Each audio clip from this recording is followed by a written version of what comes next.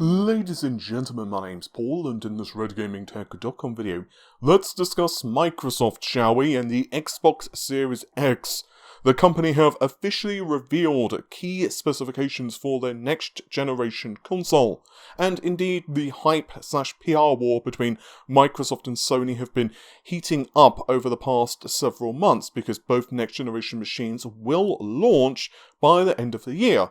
So I don't think many people were expecting, of all things, a blog post to reveal the performance targets of the Xbox Series X, and yet that's what we have. There was no big event, there was no kind of lead up to it on social media. Instead, Phil Spencer just took to the internet, made a blog post, and outlined several key details for the next generation console. And I guess the headline here would be the 12TFLOP figure for the GPU. Now, 12TFLOPs had been hinted at several times in the past, a couple of key leaks, one from Eurogamer, there was also from Windows Central as well, but furthermore, internal testing documents seem to point to 12TFLOPs being the internal figure that Microsoft were shooting for with early testing of Arden. Interestingly, I'd also seen internal documents from Microsoft. I mentioned this on the channel before, and the internal target originally when the Xbox Series X was being drawn up, and back then, of course, it didn't have a name, it was targeting 10 TFLOPs, but this figure quickly started to rise. And now, well, Phil Spencer himself confirms 12 TFLOPs. Another reason that this is so important is previously Phil, in conferences and interviews, had said that the Xbox Series X was twice as powerful as the Xbox One X.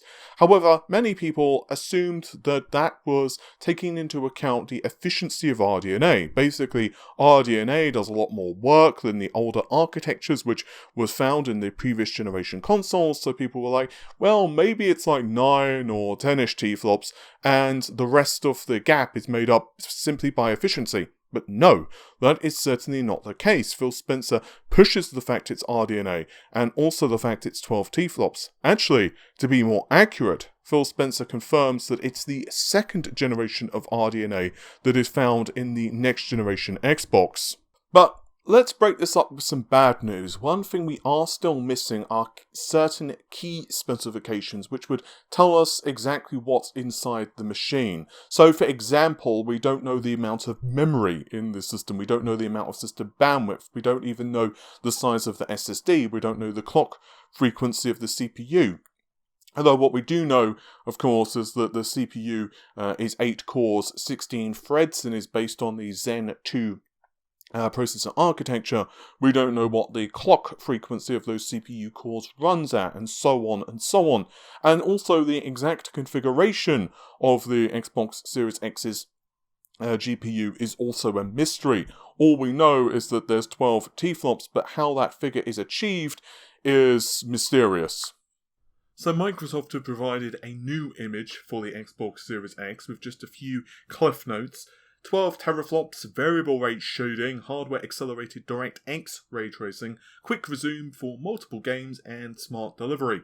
Obviously, these are the things that Microsoft are pushing heavily at the moment, but in a moment we'll also discuss backwards compatibility. So, next generation custom processor Xbox Series X is our most powerful console ever. Powered by a custom designed processor leveraging AMD's latest Zen 2 and RDNA 2 architectures. Delivering 4 times the processing power of the Xbox One, enable developers to leverage the 12 TFLOPs of GPU performance, twice that of an Xbox One X, and more than 8 times the original Xbox One. Xbox Series X delivers a true generational leap in processing and graphics power without cutting-edge techniques, resulting in higher frame rates, larger, more sophisticated game worlds, and immersive experiences unlike anything you've seen in console gaming. End quote. There is no figures at all when it comes to the specifications of the CPU and GPU here. The thing is, Microsoft seems to be quite literal with how it's interpreting clock frequency and performance advantages. So maybe what they're referring to here is the fact that there's double the number of threads. Obviously, Jaguar doesn't have SMT, and the fact that the clock frequency is doubled. So maybe the clock frequency really is 3.5 gigahertz, and the other rest of the performance is made up for by the fact that it has double the threads.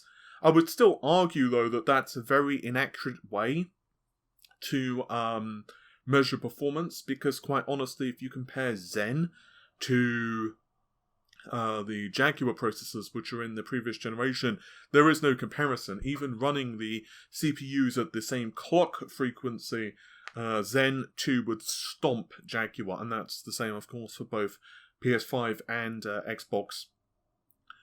As for the GPU, unfortunately there's no breakdowns of how the GPU is put together. We do know it's a second generation of RDNA, which I think most of us kind of knew anyway, but the fact that they don't provide a number of compute units or clock frequencies, I'm guessing that we're looking at 56 compute units at around the 1700 megahertz mark. That seems to be the clock frequency that was in internal testing documents, which would also, of course, line up with a lot of the leaks we've seen that Microsoft are going much wider with its GPU, but the GPU is also clocked much slower than Sony. So, while twice the TFLOP amount does sound very impressive, honestly, I feel that Phil Spencer is actually kind of underselling this, but he doesn't want to get called out by people who don't necessarily understand the subtle nuances of graphics technology by simply comparing TFLOPs from one generation to the other. It's much easier to just say Xbox One X has half the amount of TFLOPs as the Xbox Series X, but efficiency of RDNA is drastically higher. It basically does more work compared to the older generation. I recently put out a video where I compared the RX 480 up against the RX 5700. So the 480 is based on Polaris, whereas the 5700 is based on the first generation of RDNA. They both feature 36 compute units, the same number of shaders, but even clocked at the same frequency, the RX 480 gets its butt handed to it, and that's not even taking into account when you start to crank the clock frequency of the 5700 to its normal speeds of like 1700, 1800, 1900 megahertz. As for the second generation of RDNA, there's still an awful lot of mysteries exactly what's changed compared to the first generation of RDNA. Obviously, we have hardware-based ray tracing, we have variable rate shading, but as I've covered in a few videos in the past, there are some underlying technical differences in terms of the architecture, which are not just limited to those few characteristics. Ultimately, I'm hearing that we are going to have a lot more performance and a lot more efficient architecture, but I'm sure AMD will officially reveal further details of this GPU in the coming months. They're also pushing the fact that there's variable rate shading for the next generation Xbox as well, and they say that rather than spending GPU cycles uniformly to every single pixel on the screen, they could prioritize individual effects on specific game characters or important environmental objects. It results in more stable frame rates and higher resolution with no impact to final image quality. I believe that Sony also have some variant of variable rate shading. So let's move on to hardware accelerated ray tracing. You can expect more dynamic and realistic environments powered by hardware accelerated DirectX ray tracing at first for console gaming. This means true to life lighting, accurate reflection, realistic acoustics in real time as you explore the game worlds. So there's a few takeaways here. Obviously, DirectX ray tracing we kind of knew was baked onto the Xbox Series X. We knew it's been a part of the second generation of RDNA for a while now. In fact, I broke that back in March that the second generation of Navi would feature hardware ray tracing. And the fact that Microsoft are pushing it for the next generation Xbox was kind of obvious even before the announcement. After all, given they were working with AMD for, of course, their APU in the next generation Xbox, and the fact that they were pushing DXR to a new tier, it was just kind of obvious that those two things were not unrelated and that they were pushing ray tracing, at least for some way or another, for the next generation Xbox. What I also find interesting, though, here is they seem to be able to leverage ray tracing for ray traced audio, which basically, I've actually discussed it quite at length with NVIDIA. But this basically means that you can use essentially those calculations to say to accurately calculate how sound would bounce around in an environment, which obviously if you're using like surround sound headphones, that type of thing, you've got a really nice sound setup, that really does bring extra immersion. Since there is also no mention of the memory configuration, I thought I might as well throw a few pennies worth of my thoughts into this. I actually, ironically enough, covered the Xbox Series X's memory configuration a lot more in detail in a video I put out yesterday. I'll link it in the video description, and where I also was tackling the PlayStation 5 having variable rate shading.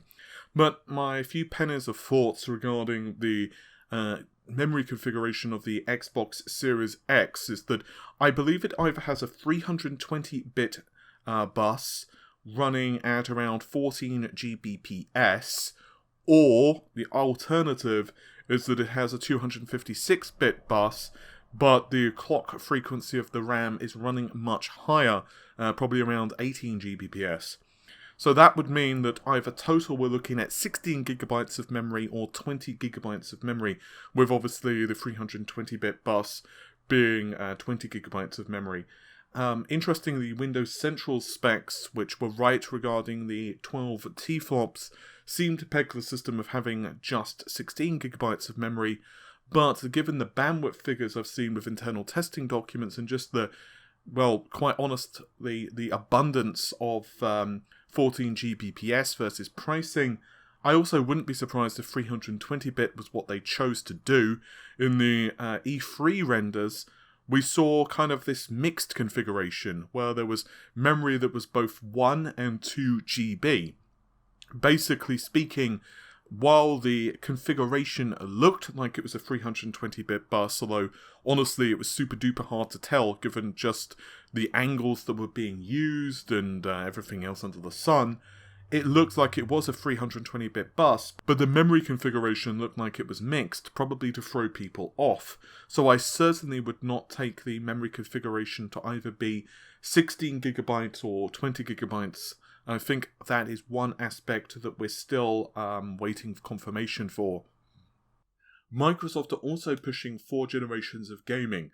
Essentially, they're pushing the fact that, of course, you can play Xbox Series X games, but also it's compatible with Xbox One, Xbox 360, as well as Xbox original titles as well. They also state that the games will load faster, have improved resolution and visual fidelity, plus improvements in frame rate, and this does not require patches from the developer.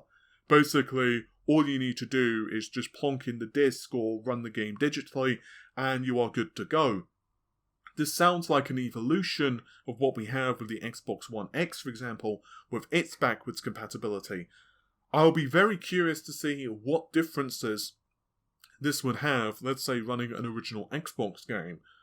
We've seen a lot of emulators on PC that could render games at drastically higher internal resolutions.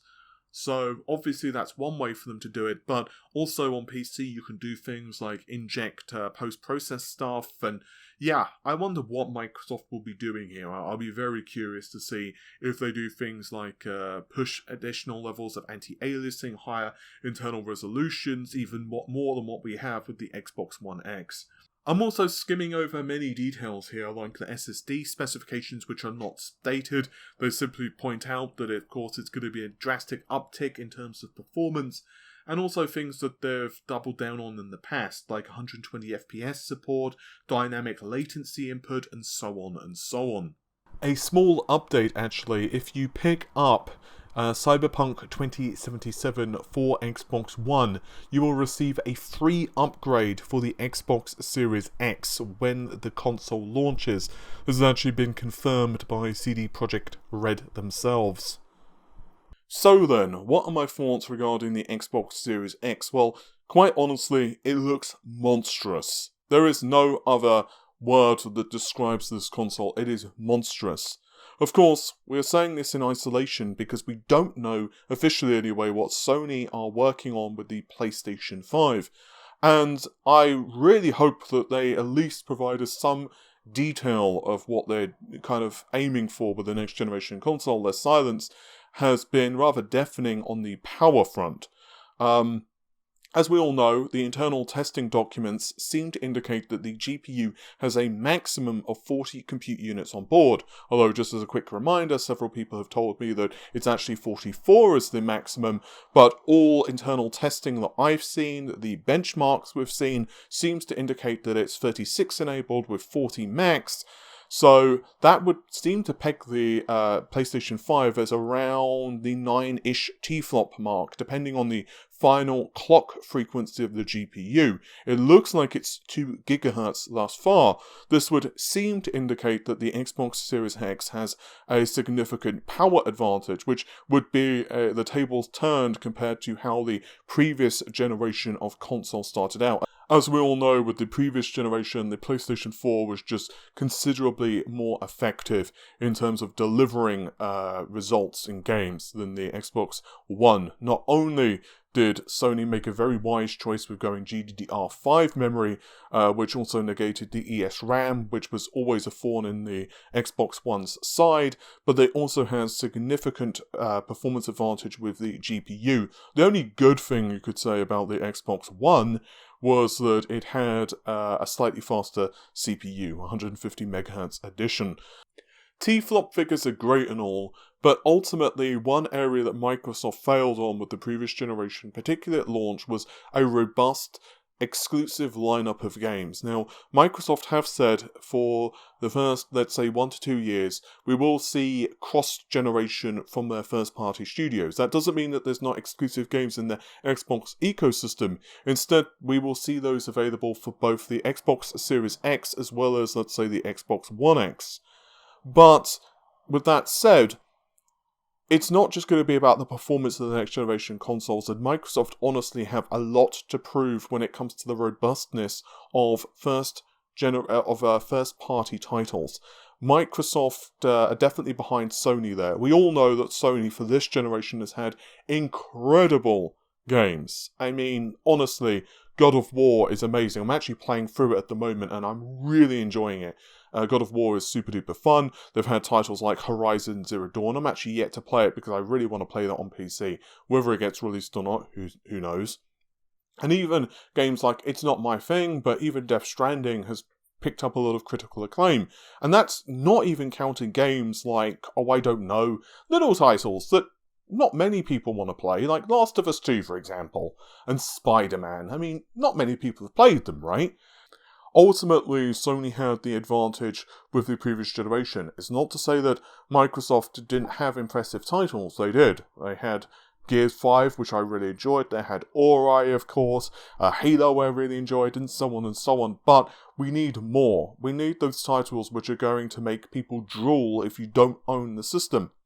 Of course, Microsoft in many ways are in a slightly different position than Sony, because with Sony, they really need you to buy their console. With Microsoft, it's a bit different because, quite honestly, they don't necessarily care how you play the game. They don't care if you play it through the PC, they don't care if you're streaming it, they don't care if you're playing it on the Nintendo Switch, and so on. As long as you're part of the ecosystem of Xbox, that's really their bottom line. I'm also going to be fascinated to see what the pricing model of the next generation consoles will be.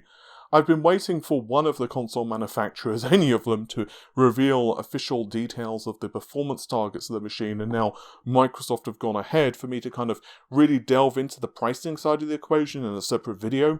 But long story short, there's one element that both console manufacturers can kind of bet on, and that is that once you kind of get into that ecosystem, they can make money after the fact. Now, digital sales have really increased for this generation, like it can be up to 60-ish%, I believe, is the last figure I heard, of all sales being digital, which is, of course, one of the reasons that companies like in the UK Game and in the United States GameStop are just in the world of hurt right now. That means that the likes of Sony and Microsoft get a bigger cut of the pie. Furthermore, services like Xbox Live and, of course, PlayStation Network, PlayStation Plus, they definitely make an impact. And so I figure Microsoft and Sony could both, if they wanted to, lose a lot more money, perhaps, than what they were comfortable with the last generation, and claw that back after the fact. Because Most people who buy an Xbox Series X aren't going to just be like, oh, okay, well, I've got the console. They're going to purchase several games, especially in the first year. They're definitely going to want an Xbox Live account because, well, you're probably going to want to play online with your friends and so on and so on. And exactly the same thing could be said for Sony. So I don't necessarily think we're going to get ridiculously expensive consoles. With that said, it's hard to argue that components inside, let's say the Xbox Series X here, are going to be quite expensive compared to what we'd seen. A 1TB SSD now is definitely a lot cheaper than what it was, let's say, a couple of years ago. But still, if you compare that to the older, slower mechanical drives that we've got in the current generation systems, there's no comparison there in terms of pricing. So yeah, I'll go further into that in another video, but I just wanted to touch on it with this video. Unfortunately, Microsoft have not revealed the pricing yet, and we don't have definitive answers such as the release date either. Either way, I am super excited to see what the next generation is capable of. I, generally speaking, am more of a PC gamer, quite honestly, but I think if we see the next generation consoles priced reasonably, and if they do deliver on the promises that both Sony and Microsoft are making, I wouldn't be surprised if, at least in the first couple of years, PC gamers jump ship. Because if you can get a really nice experience on a console, let's just call the Xbox Series X $500. That's not an insider rumor from me. Please don't take it like that. I'm just giving a figure. But let's just say the Xbox Series X costs $500. Let's say the PlayStation 5 costs $400. You've got a really nice console there that's going to deliver a pretty amazing experience. And I'm not saying that the PC market is doomed. The PC, of course, is going to continue to push innovation. We're going to get the next generation Ryzen processors at the end of this year. RTX 30 is going to launch. Next generation Navi will launch at the end of this, by the end of this year. In fact, I'm hearing it's around summer. And of course, the year after that, it's going to continue to evolve and push and push and push. So very quickly, the technology which is found in the current generation consoles is going to start looking a little bit old. But in the short term, especially if you're on more of a budget, I can imagine the Xbox is going to be, or the PlayStation, a very tempting purchase. Anyway, with all of that said, hopefully you've enjoyed the video. Let me know what you think of the next generation Xbox, and also, if you are a PC gamer right now, what are your thoughts? Will you pick up one of the consoles just to kind of have it as a complementary device, or will you kind of sit out PC gaming for a while?